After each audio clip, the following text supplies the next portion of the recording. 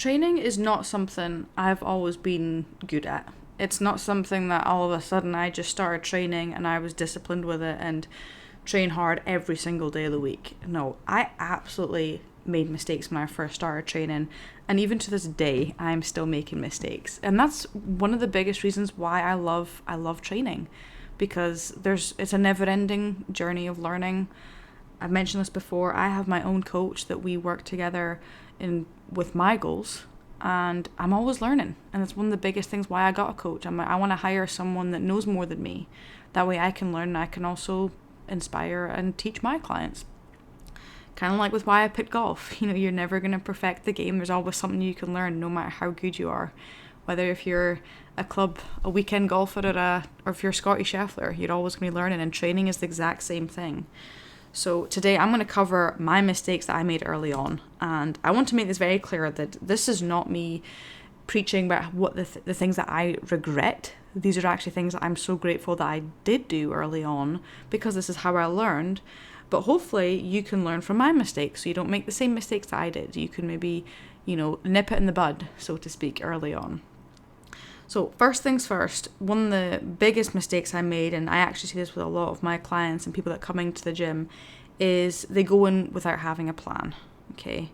They typically go into the gym and they stick to the machines and they kind of do their rounds, which is totally fine. Especially if you're first time in a gym, it's not a bad thing if you just go in and you're getting familiar with the environment, getting familiar with the machines, how to move things correctly. But if this is your routine, day in, day out, week after week, it's going to get frustrating because you are not going to see results. It's going to fizzle out. And it's definitely something that I did. I would go to the gym, and when I first started going to the gym, I was going with friends, and it was kind of just mindless. Honestly, it kind of started out as like a place to hang out, but then I started really getting into it. And at the time, like, I was playing golf. I think my handicap was, 15, but I knew I wanted to come to the States on a scholarship. Was I the healthiest? No, I was like any typical 15-year-old girl growing up in Scotland, like did not pay attention to my nutrition whatsoever. And I just kind of went about my life kind of mindlessly, as you do at that age. But I knew I wanted to make something of my life. I just didn't really know. I was kind of scared on like breaking away from the pack. But I found enjoyment with the gym. And again, it took me a while to kind of break away from that in terms of like doing my own thing. But when I started going early on, especially once I started going on my own, I was still not going in with a plan. Like, I knew I wanted to get, fitter and stronger for golf, and that was kind of it. That was my plan. And I remember doing a little bit of research on like golf movements, golf exercises, and then I would go in and kind of do them, and then whatever machine kind of looked okay to me. I remember like leg extensions, that was like my first go-to. The hip abduction machine, like typical machines that females go towards. That was me when I first started. And then I would like dabble in and out of the gym, for years. And then even once I started taking it a bit more seriously, when I was a junior at college, so my third year at uni, and this is probably early 20s now, I went straight to the cardio machine because I was like, I'm going to lose weight. I'm going to get fitter and healthier for golf. I'm going to do it this time. And I went straight to the cardio. I've said this before, I cut my calories crazy. I didn't strength train, and I just lost a bunch of weight. And I ended up stopping doing my 30-minute treadmill jog in the mornings. So just, I guess I could combine that, not having a plan, but also a severe lack of knowledge there. So if I could go back and rewind the clock and do it all over again, would I do it differently? No, because like I said, that's how I learned. I definitely learned the hard way, and I think that's why I have such a passion for what I do now. But if I was going to advise anyone, so if you're listening and you want my advice, I would definitely go in with a plan and get someone that you can create a plan with. It's very easy to create a plan on your own, but this isn't always the best course of action. So either hiring someone, or just if you know someone that's pretty knowledgeable with working out and nutrition and they've seen results and they've done it quote unquote the right way, then pick their brain, see if they can get like a little plan together for you. But definitely having someone that knows what they're doing would help. This is where I just kind of, my stubborn self, I'm still like this today, is I'm going to figure this out on my own. And it took me years, and I tripped over my feet a lot. And I'm going to talk about next week about my nutrition mistakes. So make sure you tune in for that. But today I'm talking about my gym mistakes. And this is definitely one of them. Is going in without a plan, lack of knowledge, sticking to the same weights and movements for, months, years. And almost just like going in and just like being comfortable doing what I was doing. And did I receive results? No. And then I got frustrated with it. And then I remember like thinking, okay, it's got to be my nutrition. And then that's a whole other topic of how that just totally bit me in the arse that, for years. So don't do what I did. Get someone or speak to someone that you can bounce ideas off of. Tell them what you're wanting to do. Tell them your goals. And they'll be able to point you in the right direction. The second thing that I definitely made the mistake of doing is not managing my expectations. My expectations were very much, okay, well, I've been going to the gym religiously for like a month. Why am I not seeing results? Why am I not ripped? Why do I have a six pack? Why am I not ripping it 250 yards off the tee? And that's when I just got frustrated, and I just kind of, again, the gym like fizzled in and out of my life for years. Even once I started going religiously when I was in university, my expectations were still very, very high. And it's like I never met them. No matter how hard I pushed my body, how hard I pushed my mind, how disciplined I was with my nutrition, my expectations were just never met. And this is something that actually transpired into other parts of my life, which looking back now is exactly why I was never happy or satisfied. Even when I was playing golf, I was never satisfied with my score. Even to this day, like it's a trait that I know is in me, but now I view it as a positive thing. And I try to take time throughout the day or throughout the week to sit back and be like, okay, like this is what I've achieved this week, and that's really flipping cool. Going a bit off topic here, and I think I've mentioned this in a previous episode, but it's a book called The Gap and the Gain, who I've actually just lended one of my clients. And it's an amazing book. If you find that you're never satisfied with your results, read this book. It's going to change your mind. It's going to change your perspective and kind of keep you progressing forward. Going back to me managing my expectations in the gym. So again, related to the lack of knowledge, I expected to see results very, very quickly.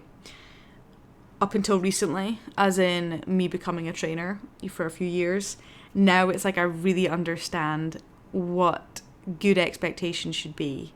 And I don't know if good expectations is the right wording, but I never had realistic expectations. Again, stemming from lack of knowledge.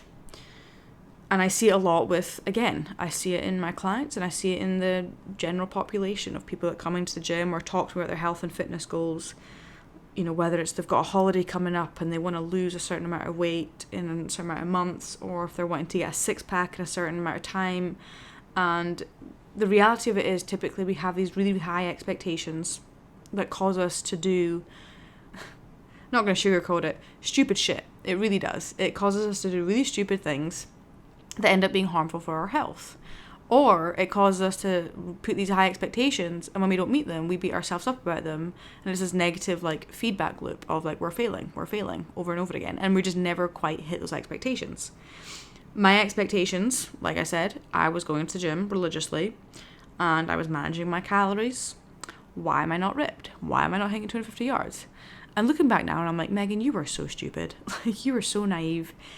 And even to this day, I catch myself. I'm like, okay, Megan, like, even with my goals now, it's like, okay, I've been training my back hard for, 2 months now, but it looks like pretty similar to what it was 2 months ago. Well, yeah, because 2 months is 8 weeks, and 8 weeks isn't a long time. So going through like my goals now, this bodybuilding process, I have so much appreciation for how long it takes to change our bodies, change our physiques. It takes so long. And that's kind of the beauty of the process, is when we're dealing with the human body, it takes a long time to change. And now I always tell people, like, it takes us a long time to get where we are now. Like if you're in a bad spot with how you look and your health, it took you a long time to get there. It didn't happen overnight. And changing it is the exact same thing. So make sure you're managing your expectations when you're setting goals for yourself. Make sure they're realistic.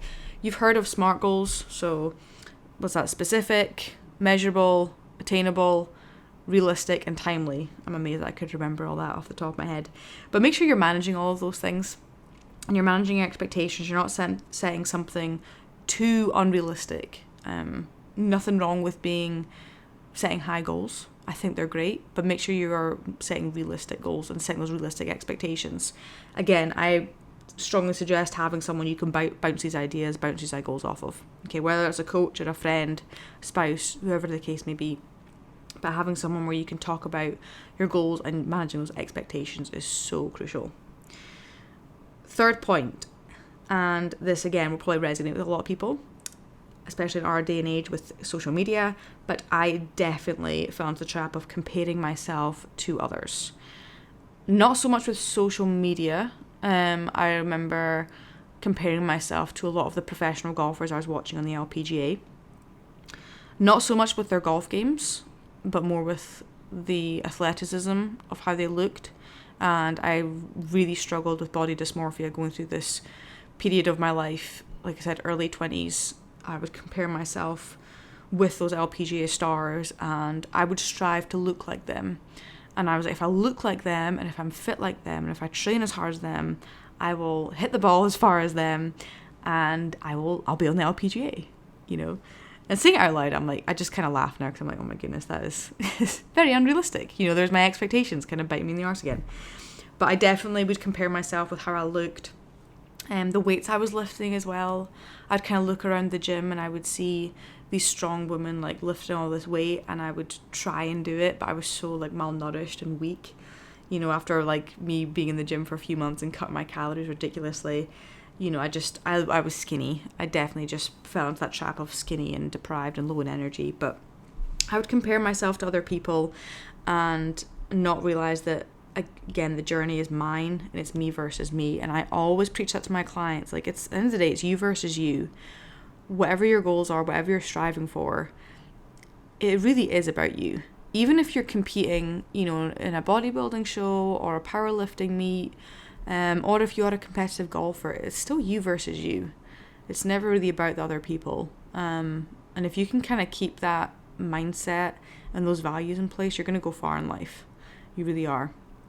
So it's something I catch myself doing even to this day. It's easy to kind of compare yourself to others, but make sure at the end of the day you put your head on that pillow and you know that you've done your best and you're not comparing yourself to what Sandra next door is doing. Okay. Number 4, and I've got 5 points here, so we've got two left, is understanding the process. And this kind of coincides to the lack of knowledge I've mentioned before, but understanding the pillars of the entire health and fitness loop, so to speak. I've spoken about the pillars of health in terms of like a 3-legged stool. So you've got like your fitness on one of them, nutrition on the other, and then your lifestyle on the other leg. And if you knock one of those legs away, the stool is kind of wobbly, knock 2 away, you're going to fall.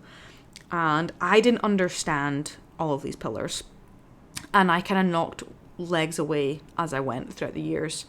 My obsessive nature, I got really dialed in the gym. My nutrition sucked. And then I really dove into nutrition. My training sucked. And then my lifestyle was kind of throughout the entire process. But I never quite figured it out. And I remember just getting frustrated with it. And like I said, it wasn't up until recently until I realized that, okay, if I can just like manage these 3 things, not 100%, just pretty good, I'm going to see results. And that's what I do. To this day, I'm never 100% all of everything. It's virtually impossible. But what I'm finding is like, if I can just get things like pretty good, the results are unbelievable. Like my nutrition is never 100%. My training is very rarely 100%. And my lifestyle is very rarely 100%. But if I get like those things working at 70, 80 altogether, oh my goodness, I am golden. It's amazing. But even having those things in place where things are all working at 80% is very rare. That's when you have those days where you're just like in Zen mode and things are just flowing, like you're in the flow. And again, those very rarely happen. Take this week, for example. It's been a pretty crazy week. Start the week started out pretty good. All of a sudden, cold, flu symptoms start kicking in. That takes a hit. So I was at home on Wednesday, took Wednesday off. And then started feeling okay, was back to work Thursday, still didn't train. and started feeling pretty good today. Today's Friday, and all of a sudden my back is killing me. So physically it's been up and down. Lifestyle wise, I've been battling sickness, and then I had a bad, quote unquote, bad nutrition day, just out of routine, out of habit, on Wednesday. So it's just been a crazy week. But it's one that we chalk up as one of those things. And there's one thing that I love, my coach told me, when I was doing my check-in, I was like, I used to beat myself up about being out of routine. And now I view this as like, okay, it's one bad day, and I know what I'm like. I'll bounce back. I'm just going to get back to my routine, back to basics. And he said it, he was like, I don't view this as a bad day, view it as a growth day, because you learn so much in these things, in these moments.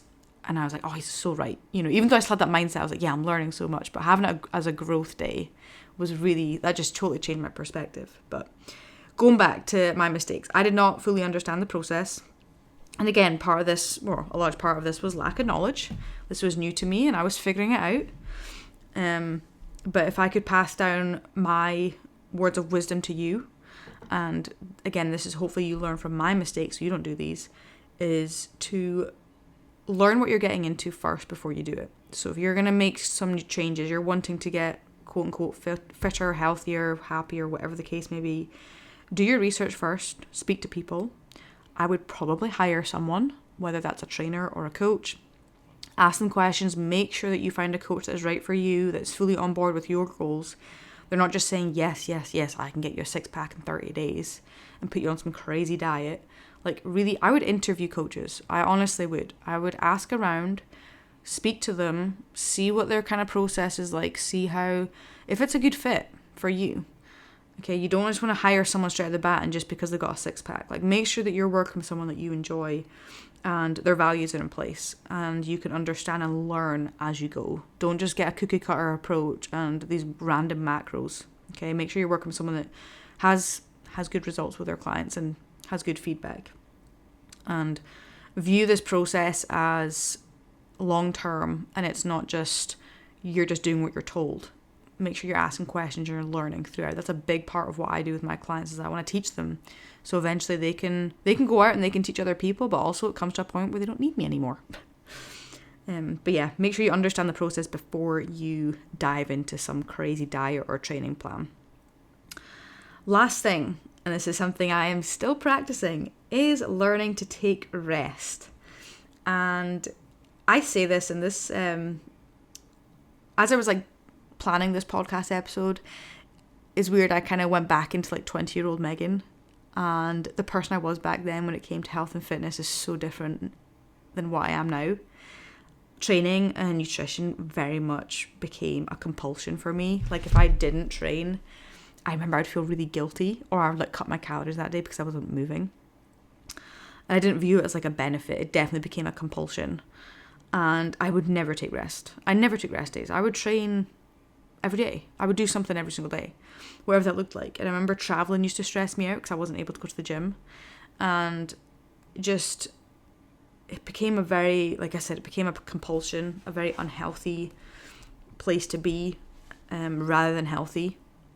It definitely did not benefit my body. I was definitely burnt out. I was malnourished. I was weak. So knowing when to take rest is something I, again, teach my clients. It's something I try to teach myself. Going back to what I was a couple of days ago, I was like, right, is it smart for me to go into work today? Is it smart for me to train? 1, no, because I'll be spreading my germs to everyone else. But 2, like I physically do not feel great at all. Even the day after, even today, 2 days after, I'm still like, okay, Megan, like if this was a client, what would you tell them? And I would say to them, rest. Even because I'm obviously recovering from a cold, but also because I've hurt my back, there was still a part of me that was like, no, I want to get up and I want to go train. And boy, I am so glad I didn't.